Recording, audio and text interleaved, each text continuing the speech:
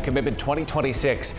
Reaction coming in this morning from Senate Democrats as Graham Platner finds himself at the center of another scandal. Some Democrats worrying this latest controversy could hurt Democrats' chances of regaining control of the Senate.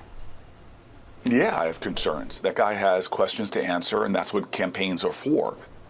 Platner is now discrediting the media outlets that publish claims that he exchanged sexual messages with women outside of his marriage. Bonnie Bishop is joining us live in the studio this morning with Platner's first public comments on the matter. Bonnie, good morning. Good morning, Jess. Terry. Platner says he's going to continue talking about his policies and what he plans to do if elected, also adding that him and his wife, Amy Gardner, have a happy marriage. Now, the New York Times and Wall Street Journal both published stories this weekend claiming Gardner flagged explicit text messages to the campaign last spring.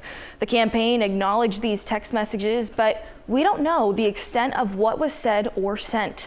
Platner expected to be the candidate that battles Senator Susan Collins for her seat in the fall.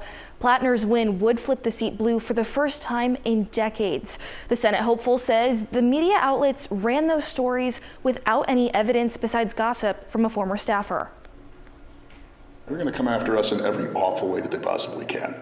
And we're just going to keep talking about the fact that the hospitals are closing, the fact that child care facilities are closing, the fact that teachers and nurses aren't paid enough, and the fact that everybody down here continues to work harder and longer and get less.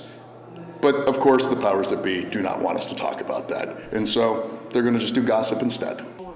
Now, Platner wasn't the first person that we heard from responding to these allegations. It was his wife, taking to social media on Saturday, and she said she feels betrayed by the staffer that she says she trusted. I don't normally make public statements, but it's really important for me to tell all of you out there, especially people who are voting in Maine, that I think it's shameful behavior to spend time and energy and resources on negative ads and negative stories on Graham when all he's trying to do is improve the lives of people who work for a living.